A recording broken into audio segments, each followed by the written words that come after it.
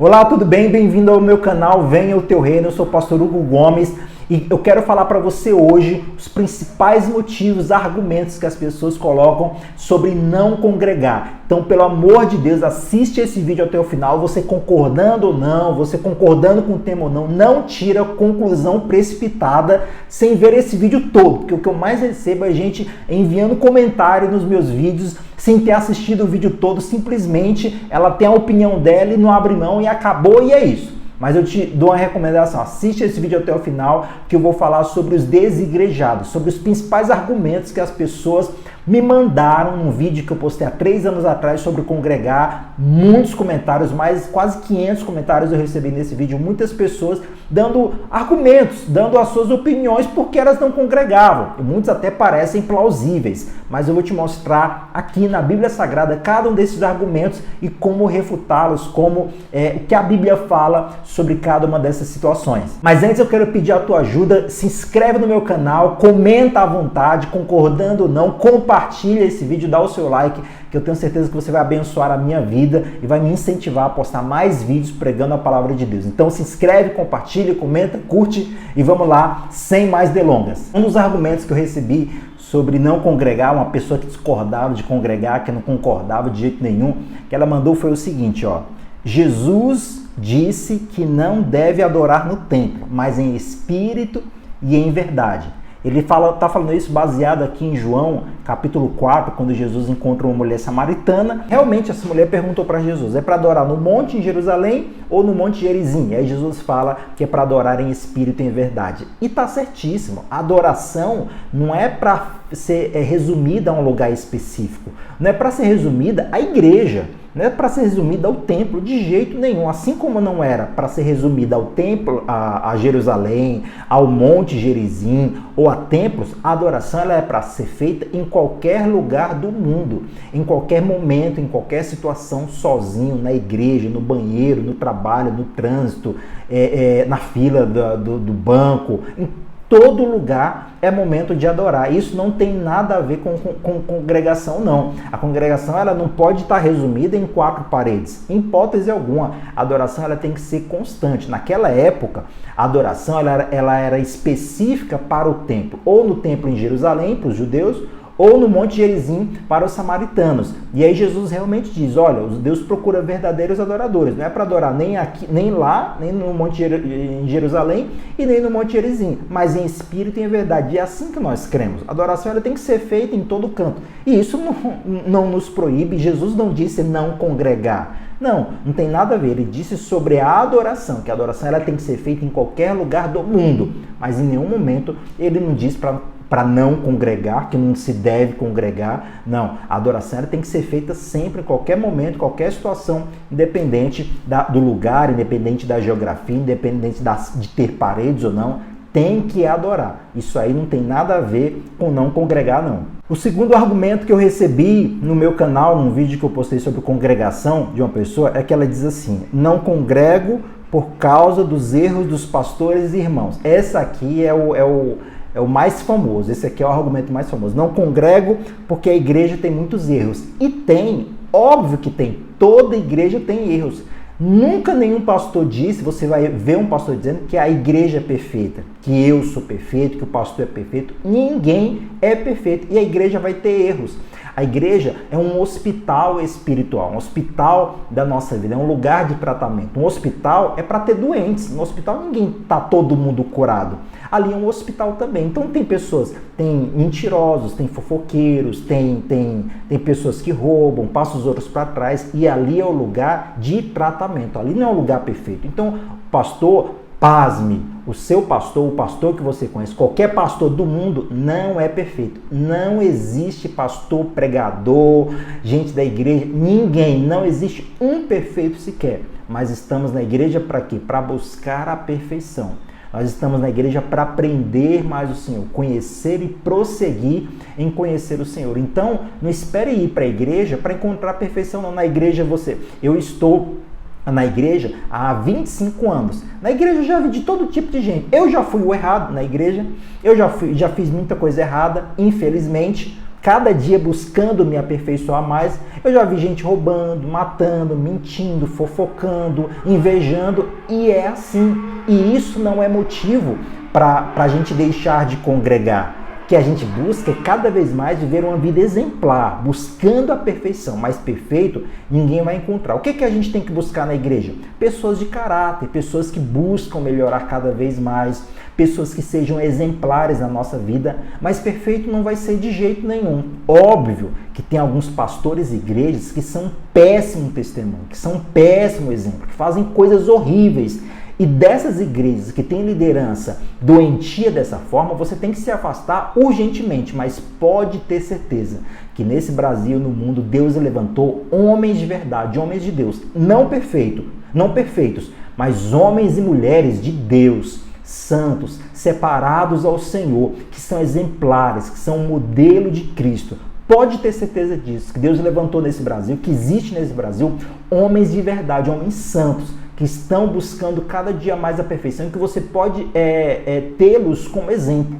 O apóstolo Paulo não era perfeito e nem por isso eu vou deixar de ler a Bíblia, que ele escreveu 13 cartas no Novo Testamento. Davi não era perfeito e nem por isso você deixa de ler o livro de Salmos. Você não é perfeito.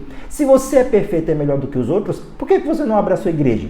O médico que você se consulta, ele não é perfeito. Você acha que a medicina de todo médico é perfeito? Não. O médico, ele não sabe de tudo. Muitas coisas ali que ele vai instruir, que ele deveria saber, ele não sabe. Acontecem muitos erros médicos que talvez você não sabe. E por isso você deixa de se consultar. Na polícia tem muitos homens corretos, honestos, inclusive a grande maioria, mas tem muitos também que são totalmente fora da coerência de um policial militar ou civil, ou seja lá o que for. E por isso você deixa de chamar a polícia quando você precisa? Não, né? Então não é por isso que você vai deixar de congregar por causa dos erros das outras pessoas. A Bíblia diz que nós devemos focar os nossos olhos em Jesus. É nele que você tem que focar os olhos. Independente se alguém comete um erro ou não, você fica em Jesus, congregando e firme com Jesus. Eu tenho uma frase boa que eu gosto que diz assim: não existe cristão sem caráter. Existe pessoa sem caráter dizendo que é cristão. Então, tem muita gente dizendo que é cristão, mas na verdade é sem caráter. Mas o cristão de verdade, ele tem caráter. Então, se você está numa igreja e o pastor, a liderança é sem caráter, saia dessa igreja e procura uma igreja de um homem de Deus, com caráter, que pode ter certeza que tem. Repito, esse pastor e nenhuma pessoa do mundo é perfeita. Comete os seus erros, tem suas falhas, tem o seu comportamento que talvez você não goste, mas nem por isso você vai deixar de obedecer a palavra de Deus que ele nos manda congregar. Outro argumento que eu recebi que diz assim: Deus não habita em templo, mas ele habita em nós. É verdade, Deus habita em nós, o nosso corpo é templo e morada do Espírito Santo. Mas e daí? Quem disse que Deus habita em templos? A gente não diz isso, que Deus habita, Deus mora num endereço. Rua tal, número tal, bairro tal. Não, Deus não mora no endereço, Deus mora na gente, Deus mora no nosso coração. E isso não é motivo para deixar de congregar, não. O fato de ele habitar na gente, de ele habitar no nosso coração, não anula o outro mandamento que ele nos deu: congregai-vos. Está lá em Hebreus capítulo 10, daqui a pouquinho eu vou ler para você. O fato de ele morar em mim não anula o mandamento que ele deu: se congregue, se ajunte, seja igreja. Isso não anula, não. Então, realmente, ele não habita no endereço, ele não habita em prédio, ele não mora dentro de um prédio. Mas aquele lugar ali é a casa de Deus e está escrito em 1 Timóteo. Daqui a pouquinho eu vou ler para você. Então, esse argumento também não tem nada a ver. Outro argumento que eu recebi aqui diz assim: a igreja somos nós. Exatamente, a igreja somos nós. A igreja não sou eu. Eu não sou a igreja. Mas a igreja somos nós, ou seja, um conjunto de pessoas. Por isso que Jesus disse que onde estiverem dois ou mais, 2 ou 3, reunidos no nome dele, ali ele estaria presente. Porque 2 já é igreja. Eu sozinho não sou nós, eu sou eu. Mas eu junto com outra pessoa já posso falar nós. Então a igreja somos nós, a igreja não é você sozinho. A igreja não é você isolado. Porque a Bíblia é clara: quem se separa busca o seu próprio interesse. Então a igreja é um conjunto de pessoas. A igreja é um conjunto, é um aglomerado de pessoas. 2, 3, 4, 5, 10, 20, 50, 1000. Ali é uma igreja. Mas sozinho, você não é uma igreja. A Bíblia nunca diz isso. Eu te desafio a mostrar na Bíblia, você mostrar na Bíblia que a igreja é você. Você não é a igreja, mas nós, ou seja, várias pessoas, isso sim é igreja. Recebi também uma pergunta de uma pessoa que diz assim: quantas vezes devo congregar por semana? Ser santo, ser de Deus, ler a Bíblia, orar todos os dias. Todos os dias você tem que fazer isso. Mas a congregação ela tem que ser uma frequência saudável. Pelo menos no domingo você tem que ir para a igreja. Pelo menos uma vez por semana você tem que ir para a igreja. Para encontrar com os irmãos, para você discipular eles, para eles te discipularem, para você estimular eles à fé, para eles te estimularem à fé. Pelo menos uma vez por semana. Se você puder mais, melhor ainda. Você ajuda a servir, você ajuda a sua igreja, você ouve mais a palavra, você abraça os irmãos. Essa comunhão, ela é maravilhosa. Então, pelo menos uma vez por semana, você deve congregar. Se puder mais, melhor ainda. Mas se não puder, pelo menos, no mínimo, uma vez por semana. Tem uma pessoa que mandou aqui: não tenho prazer por congregar e acabo congregando por obrigação. Se você não tem prazer por congregar, é porque a forma que você está fazendo, ou o lugar que você está fazendo, não está fazendo da forma certa. Porque é impossível não amar congregar da forma cristã, da forma bíblica, da forma que Jesus nos ensinou. Talvez você não tem prazer em congregar porque você só vai, chega atrasado, assiste a palavra, assiste o culto e vai embora. Talvez você não tenha prazer em congregar porque você não teve um encontro com Deus. Talvez você ache chato de alguma maneira. Talvez é isso. Mas, meu querido, eu quero te desafiar, eu quero te ensinar que congregar não é só ir para a igreja, assistir o culto e voltar. Não é isso. Congregar é você ter amizades, é você fazer relacionamentos, é você ensinar a palavra para alguém, você ajudar alguém, porque ou coisa que dá prazer é ajudar alguém, é você ser ajudado, é você dar a mão para quem está precisando de ajuda, você chorar e ter alguém para colher as suas lágrimas, alguém chorar e você colher as lágrimas dela. Congregar é você orar junto, você adorar junto, você se alegrar junto. Então, congregar não é ir para a igreja, sentar o bumbum na cadeira, assistir a palavra e ir embora. Isso não é congregar, mas é uma série de coisas que envolvem o congregar, que trazem prazer à alma da pessoa. Eu nunca vi uma pessoa que sequer que faz essas coisas que eu falei e que não sente alegria no coração. É um prazer congregar. E gostando ou não, tendo prazer ou não, faça isso.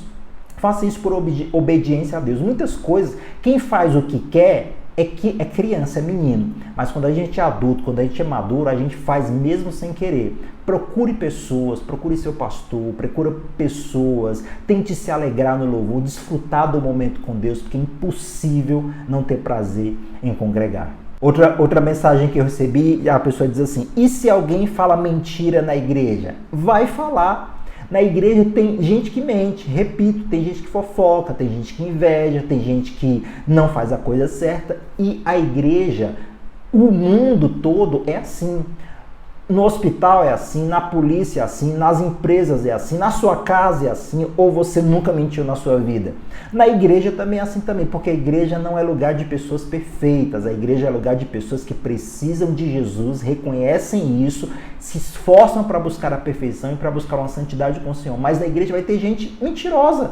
O pastor não pode ficar na porta lá, peraí, se você mente, não entre aqui. Só pode entrar quem fala a verdade. O pastor não pode fazer isso. Então na igreja você vai encontrar gente assim. Infelizmente nós não somos perfeitos e nem por isso você vai deixar de congregar. Você é perfeito? Não. Quem mora com você é perfeito? Não. E você sai da sua casa porque quem mora com você não é perfeito? Quem mora com você mente? Então, isso não é motivo. Repito, na igreja vai ter todo tipo de gente. E nós temos que buscar, sempre sim, nos envolver na igreja, congregar na igreja. O importante é o quê? Ser uma igreja de um pastor exemplar, de caráter, um homem de Deus que leva você até a Cristo, que conduz você até Jesus. Se essa é a igreja que você congrega, fique firme nela. Se não é, saia dela e procure uma outra que eu tenho certeza que tem milhares de igrejas abençoadíssimas nesse Brasil, onde você mora, onde você pode encontrar isso. Uma pessoa mandou aqui: eu sinto a presença de Deus mais em casa do que na igreja. A presença de Deus a gente pode sentir em qualquer lugar. Em qualquer lugar. No seu quarto, você fecha a sua porta, como fala em Mateus 6,6, entra no teu quarto, fecha a porta e você ora a Deus. Você pode sentir a presença de Deus poderosa. Eu já senti a presença de Deus de forma tremenda dirigindo, na rua, no trabalho, que eu tive que sair do meu computador e ir para o banheiro chorar de tão forte que eu senti a presença de Deus. Então a presença de Deus não é sobre estar na igreja ou não é sobre estar na sua casa. Não tem nada a ver isso. A presença de Deus, ela está, como a gente falou, no seu coração, na sua vida. Então, meu querido, a presença de Deus não se resume a um endereço, ou na sua casa, ou no endereço da sua igreja. Não tem nada a ver. A presença de Deus a gente encontra quando a gente se entrega a Deus, quando a gente busca a Deus de coração, quando a gente busca a Deus de verdade. É ali que a gente sente a presença de Deus. Então você não sente mais a presença de Deus, não é quando está em casa. Você sente mais a presença de Deus quando você se entrega mais, ou na igreja, ou no carro, ou na calçada, ou na feira do banco. É a sua entrega a Deus, é o seu compromisso com Deus, é o seu envolvimento em oração e adoração que vai chamar a presença de Deus. Outra mensagem que eu recebi que diz assim: o texto fala que é agrupamentos, não em templos. É verdade. Você tem razão, é agrupamentos, é ajuntamento, são pessoas que se reúnem, não em templos específicos. Ah, pastor, e por que então fala da igreja? A igreja é reunião de pessoas, pode ser numa praça, numa rua, numa calçada, na praia, numa montanha, na sua casa, em qualquer lugar que seja. Mas tem que haver ali uma congregação, uma reunião de pessoas, e essa reunião de pessoas conduzidas por um pastor. Então, por que a gente não é templo? Não é templo, mas a gente tem que estar num prédio alugado para ter um telhado para quando chover a gente não se molhar.